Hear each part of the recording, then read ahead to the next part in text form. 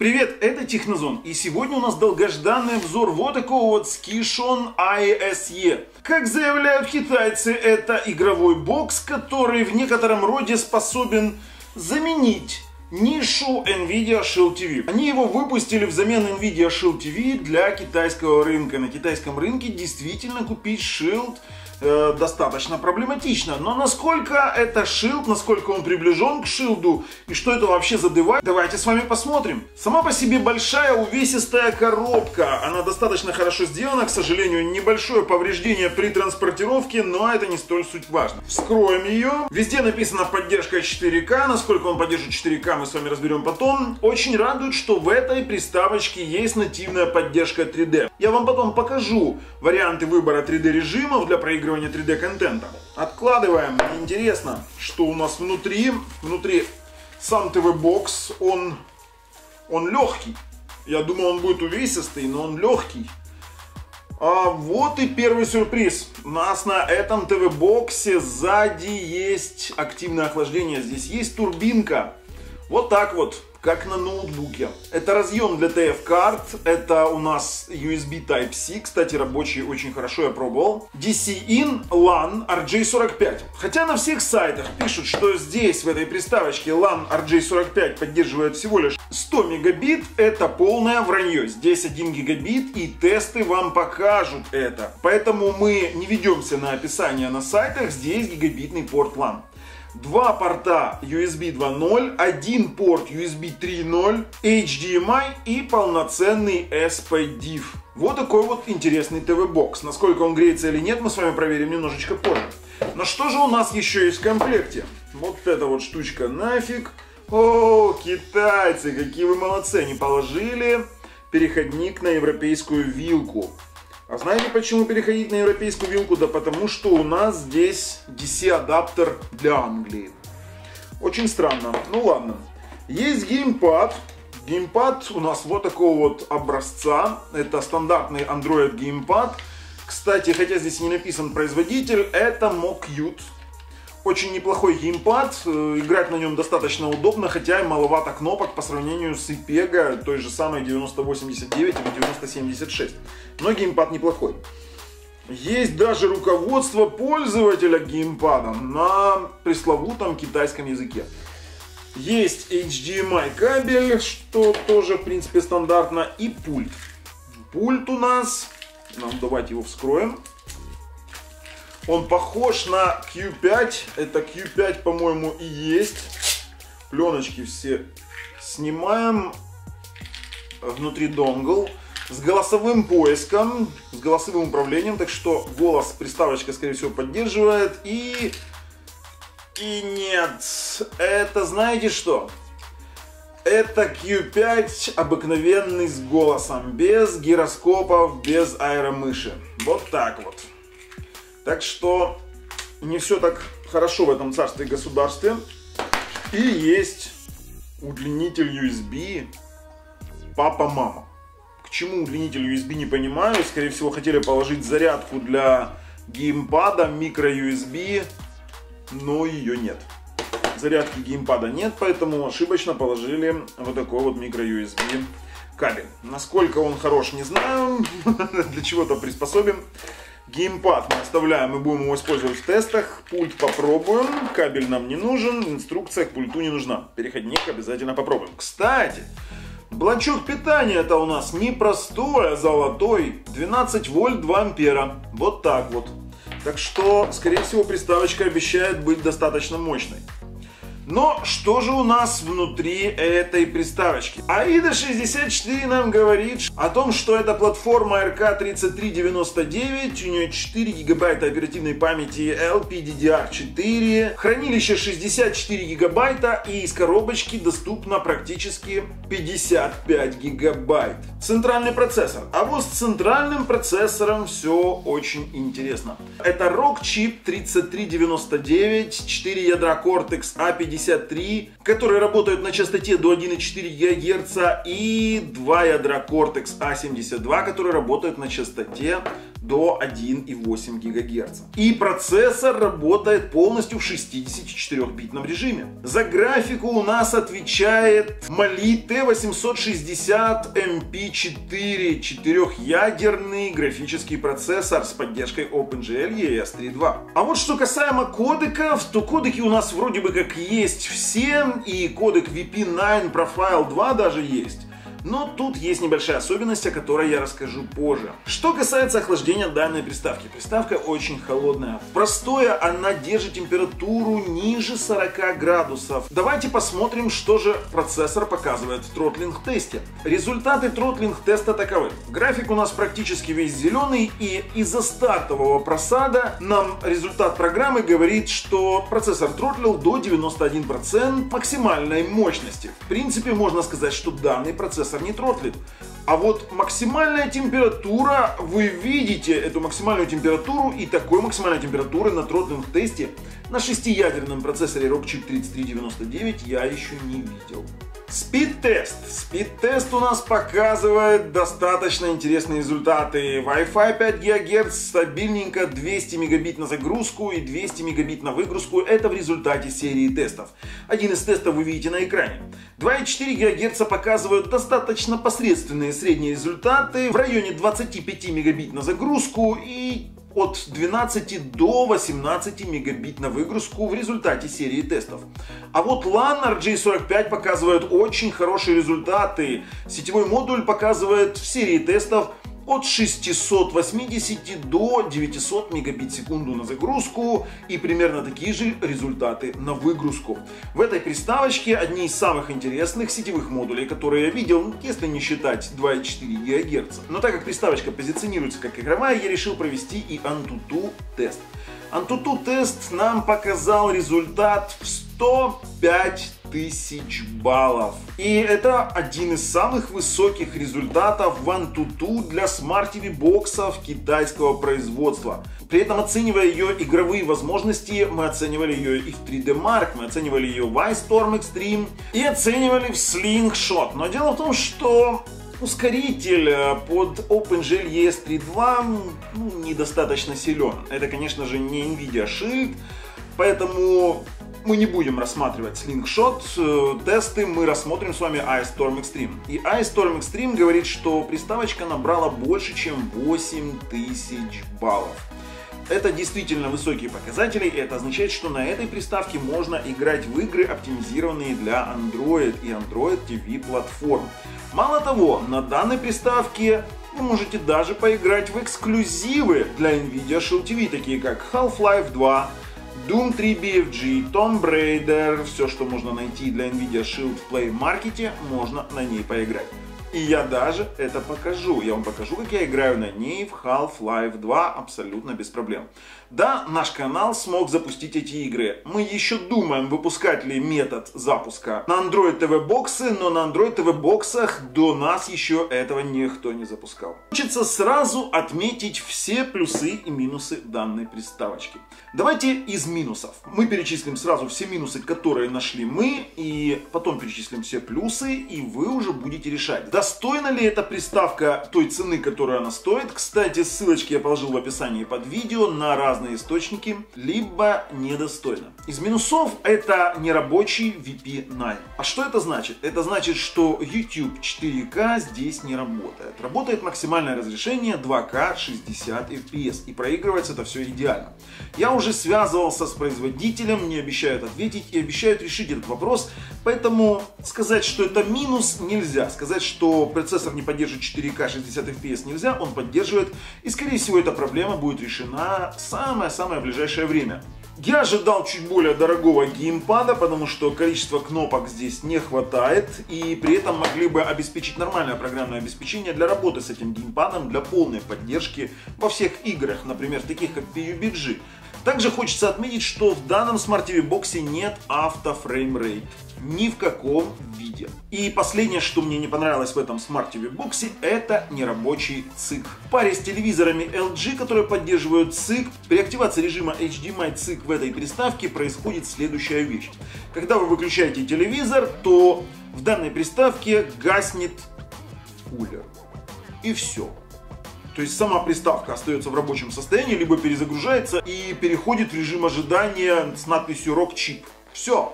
То есть HDMI цик, можно сказать, фактически не рабочий. Тоже ждем исправления. Но сколько бы минусов я не перечислял, плюсы у нее все-таки есть. Плюсы заключаются в том, что она не греется вообще. У нее есть достаточно мощная турбина. По звуку она не очень громкая, хотя, когда играешь в авиасимуляторы, создается впечатление, что ты непосредственно в кабине пилота. Шучу, конечно, не такая уж она и громкая, но обеспечивает достойное охлаждение. Очень хорошие модули сетевые, и действительно неплохо она справляется с тяжелыми играми. Также из плюсов у нас нативная поддержка поиска Android TV, большое количество памяти, и она очень хорошо справляется с 4К фильмами онлайн. Но обо всем мы можем говорить очень долго, и уже можно было бы брать ее и переходить обозревать, но перед тем, как перейти к обзору мультимедийных возможностей и игровых возможностей, я вам хочу напомнить о том, что у нас на канале проходит сейчас розыгрыш. Вот такой вот, я ее вниз головой держу, NVIDIA 2060 RTX, вернее RTX 2060, и это игровая Overclocking Edition карта с повышенными частотами прямо из коробки и с возможностью разгона из коробки. И все условия розыгрыша лежат в описании под видео.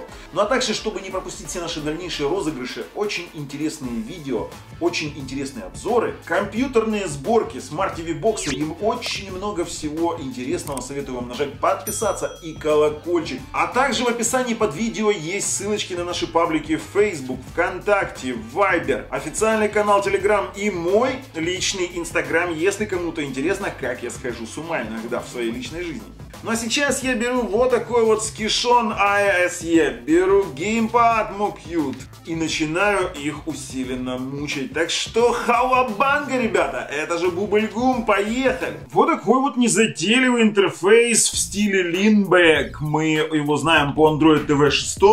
Конечно, не очень удобно то, что все в полосу в одну, но вверху есть избранное. Избранное у нас всего лишь на 5 приложений, более 5 приложений в избранное добавить нельзя. Выглядит это будет вот таким вот образом, 5 больших плиток, и самые любимые свои приложения вы можете добавить сюда. Как вы видите, у меня здесь стоит очень много игр. На первом месте стоит Half-Life 2.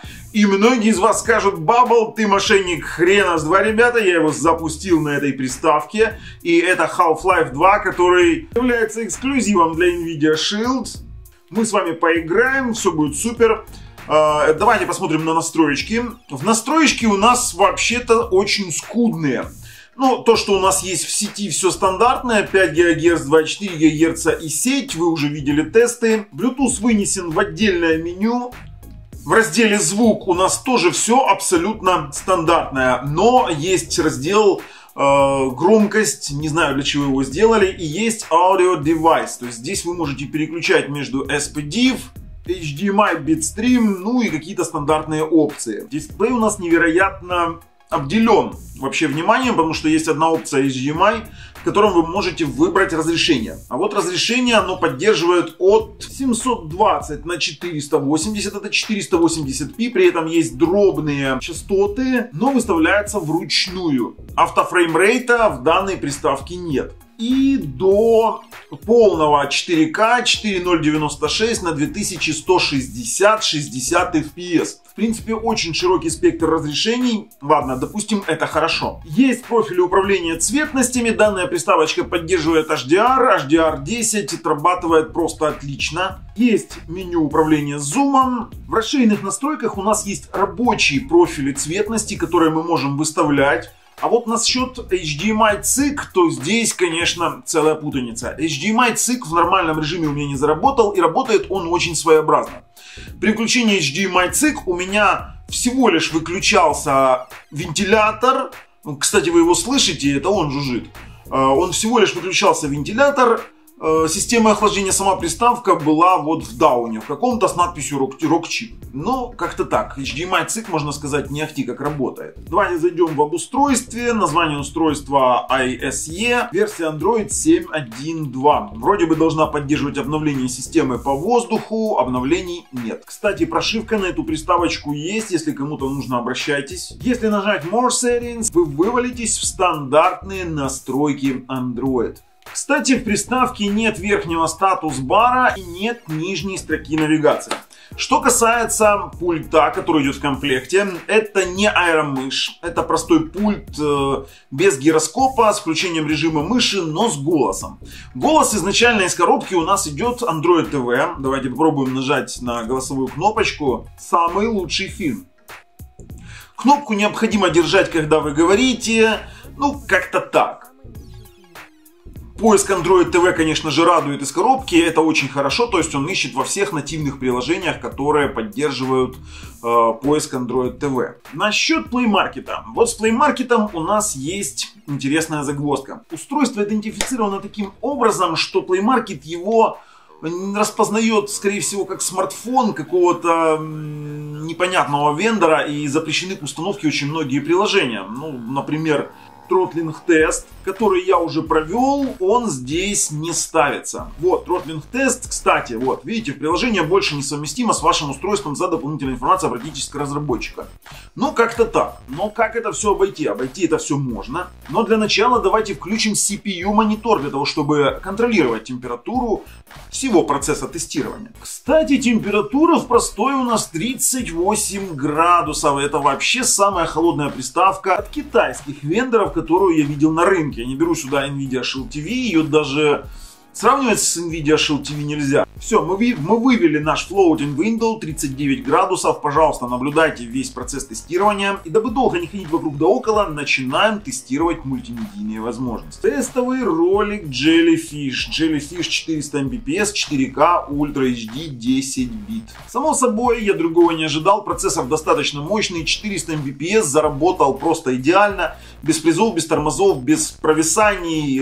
Все отрабатывает просто отлично. Поэтому данная приставка способна потянуть максимальный файл для тестирования Jellyfish 400 Mbps. В том, что здесь работают другие тестовые ролики, вот типа LG New York с HDR. Кстати, HDR отрабатывает отлично.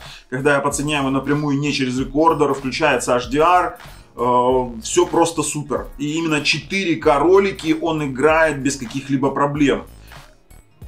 Вау, супер. Супер. Кстати, картинка у него намного сочнее, чем у iMlogic, чем у семейства iMlogic процессоров. Ну, как-то так. Но отсутствие автофреймрейт, конечно, немножечко не радует. Но данная приставка не позиционируется как приставочка для фильма. Что действительно радует в интерфейсе, это при зажатии кнопки Home мы вываливаемся в последние запущенные приложения, которые можно закрывать. А вот с YouTube у нас неоднозначная какая-то ситуация. Вернее, она неоднозначна с кодеком VP9. В нем есть какая-то ошибка. Потому как проигрывать 2К он может без проблем.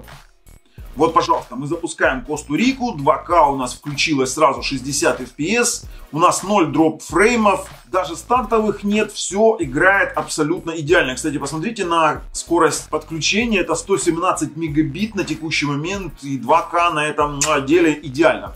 И вроде бы при таком раскладе должно играть 4К 60 FPS, но именно ошибка в кодеке VP9 не дает выбрать 4К, вернее он выбрать-то дает, но не дает его проиграть. Он его сбрасывает на какое-то дикое разрешение 360p. Кстати, мы сейчас работаем над решением этой проблемы, и если мы ее решим в ближайшее время, то мы обязательно выложим этот ролик. И если вам интересно, то, пожалуйста, проверяйте описание под видео, и там, возможно, уже есть ссылочка. Вот, пожалуйста, мы выбрали 4К и ничего. То есть картиночка висит, это в лучшем случае, в худшем случае может выдать у нас, вот, воспроизвести, он выдает ошибка воспроизведения. YouTube работает идеально до разрешения 2К включительно. IPTV.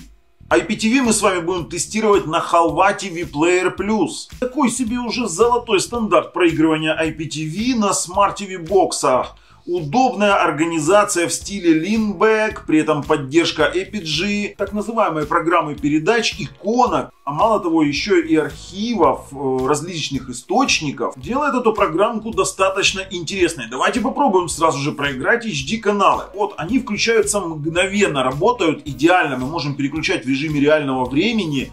И у нас все будет работать отлично. Вот я сейчас включил на переключение. Давайте попробуем попереключать каналы вот просто через переключение, и переключение у нас идет мгновенное. Что из меню, что через переключение кнопками, что через переключение пультом, все работает идеально. Так что можно сказать, с IPTV данная приставочка справляется очень даже легко, даже в HD качестве. И, кстати, ссылку на скачивание Halva TV Player я положил в описании под видео, и там же я положил ссылочку на донат. Я думаю, ребяткам нужно помочь, так как все мы давным-давно ждем избранных. С IPTV у нас тоже проблем нет. Давайте пробовать онлайн-фильмы. Перехожу на свой любимый фильм, выбираю MP4 4K Ultra HD. И, вы знаете, он заработал.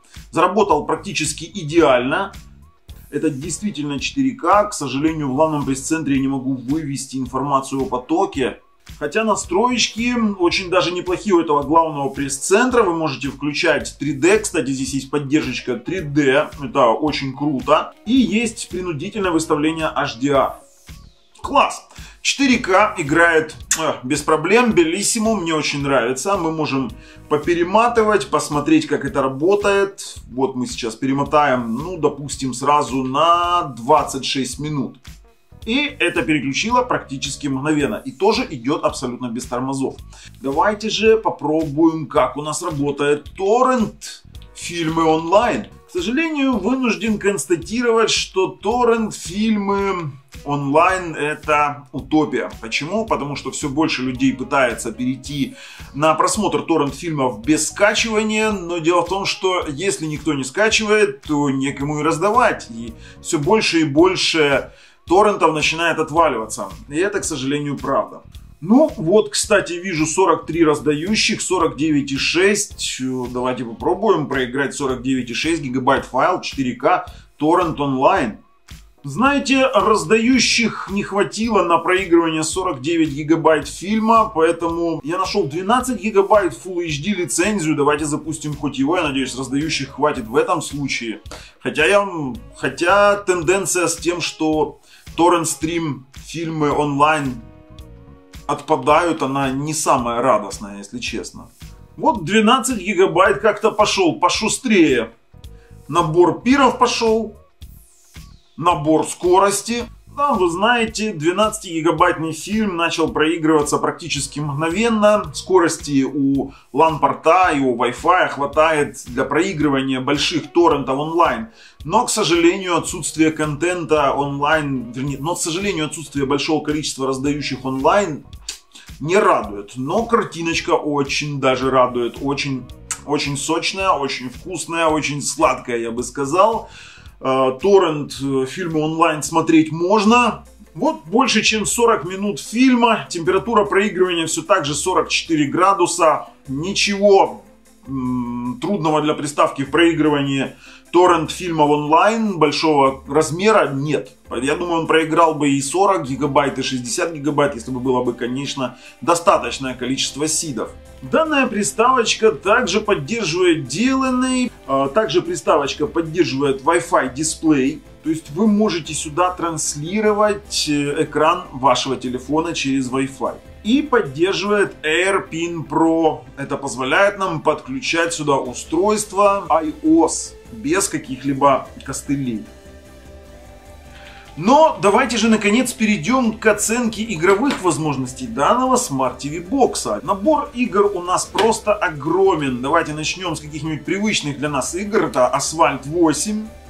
Потому что она здесь идет на максимальных настройках. И вот как должна играть по-настоящему эта игра на максимальных настройках. Она точно так же играет на Nvidia Shield, кстати, например. И, блин, нет никаких проблем. Температура 47 градусов, активное охлаждение, максимальные эффекты, максимальная графика для этой игры. Мы видим здесь блики, мы видим грязь на камеру, ничего не тормозит, не фризует. Вообще просто все отлично. Поэтому, как бы, Asphalt 8 прям создан для этой приставки, но есть еще более интересные игры, мы их сейчас обязательно попробуем. X-Plane Simulator. Вот такая вот интересная игра, кстати, тоже, которая идет не на большом количестве устройств, таких как Smart TV боксы. Она очень красивая. Сейчас мы с вами попрактикуемся. Мы тут с вами в кабинке. Графика, кстати, очень крутая на самом-то деле. Сейчас мы с вами тронемся. Слушайте, крутая игра, вы прикиньте, я взлетел. Тихо, тихо, тихо, тихо, тихо. Слушайте, обалденный симулятор на самом деле. Я знаю, что мой админ канала Шпион оценит это действие, но, блин, нереально крутая игра. Если кто не играл на Smart TV Box в такую игру, очень всем советую. С очень красивой графикой. Нет! Смотрите, вообще отлично. Давайте разобьем самолет, в пике его введем куда-нибудь. Не знаю, что мы с ним сейчас сделаем. О, нет, вообще обалденная игра, и играть на этой приставке 53 градуса максимально. Давайте его разобьем. Пам! Все, класс, вообще супер. Например, тот же Hearthstone обычно немного пролагивает на других Smart TV боксах, но только не на Skishon ISE. Да, действительно, это работает неплохо. То есть, например, тот же Hearthstone работает просто замечательно. Играть на нем я уж точно буду на большом 4К телеке, что очень удобно. Конечно же, для игры в Hearthstone вам понадобится мышь, и стандартный штатный пульт для этих целей не подойдет. Я использую аэромышь MX3. Все, в принципе, наигрались. Hearthstone откладываем в стороночку. Футболист из меня, конечно же, никакой, но поиграть в футбол на этом тоже очень даже можно. Попробуем... Попробуем забрать у него мячик. Иди сюда. Оп! Я что-то нарушил. Я не сильно большой знаток футбола. Я бегу с мячиком. Куда бегу? Зачем бегу? Давай куда-нибудь передадим мячик. У меня отобрали мячик. Короче, футболист из меня ни хрена не футболист. Мне еще и гол забили. Твою мать! На самом деле ассортимент игр, которые можно играть на этой приставке, он огромен. Например, World of Tanks порадовал тем, что на ней можно играть вообще в максималках на этой приставке.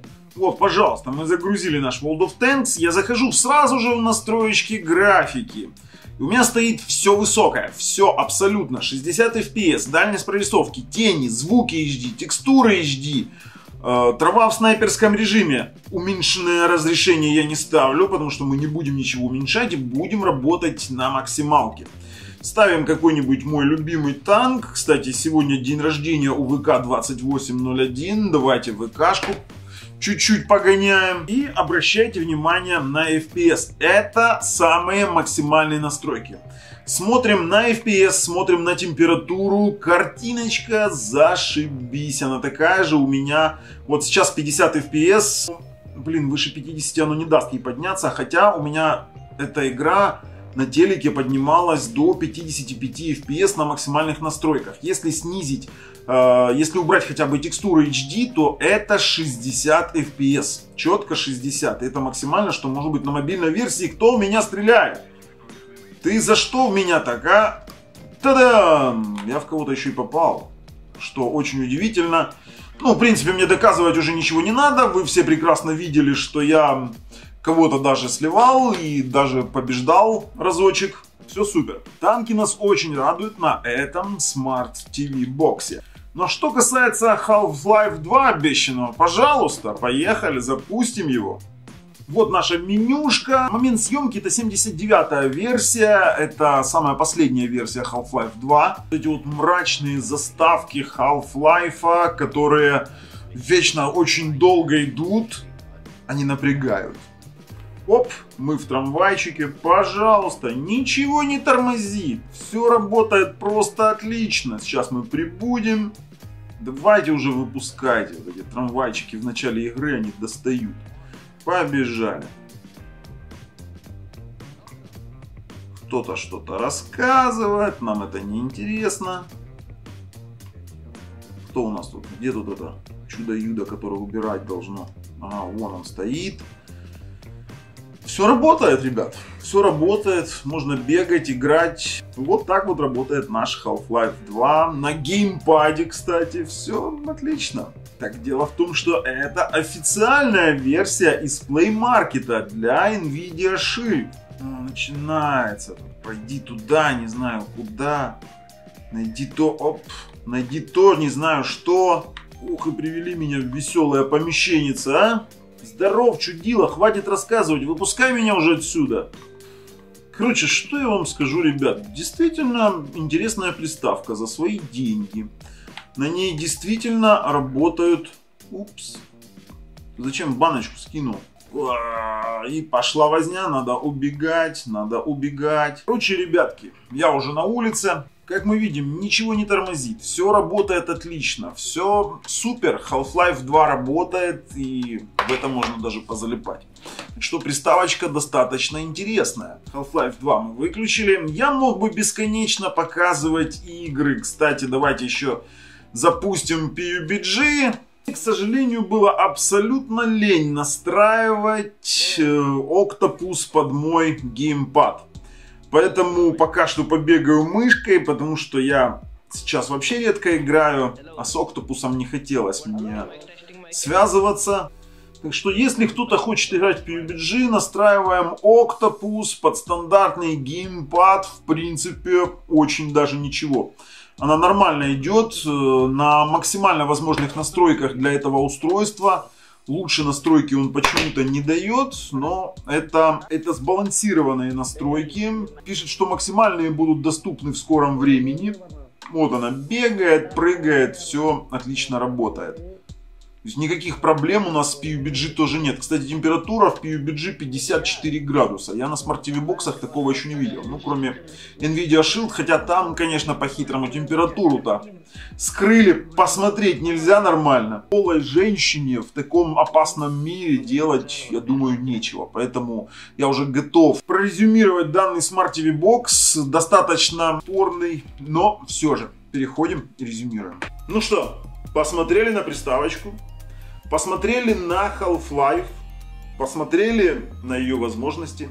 Да, приставка получилась с компромиссами. Ощущение от нее двоякое. И наше мнение, что этот Smart TV Box подойдет для тех, кто любит поиграть в Android игры, для тех, кто хочет смотреть кино 4К, и, кстати, для тех, кто боится, что его Smart TV Box будет перегреваться. Я не могу ее однозначно рекомендовать для тех, кто любит смотреть фильмы и помешан на этих самых фильмах. Она действительно хорошо проигрывает IPTV, она очень хорошо проигрывает контент 4К, она хорошо проигрывает видео с жесткого диска, так как у нее есть USB 3, она поддерживает нативно DLNA, она поддерживает Wi-Fi дисплей, и все это работает изумительно. Но очень сильно напрягает именно 4К YouTube, и это действительно расстраивает. И мнение команды Технозон таково, что данная приставка является достаточно интересным девайсом для тех, кто любит поиграть в Android TV игры.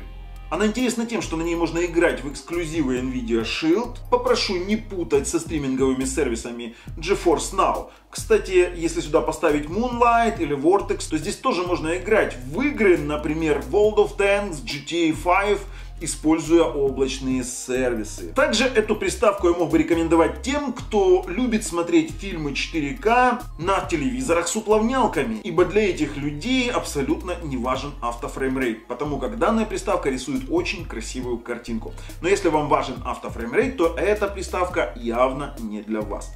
Так что решать вам, судить вам. Жду комментариев, подписок. Если вам нравится то, что мы делаем, ставим пальцы вверх. Если нет, пальцы вниз. С вами был Бабл на канале Технозон. Пока, ребят.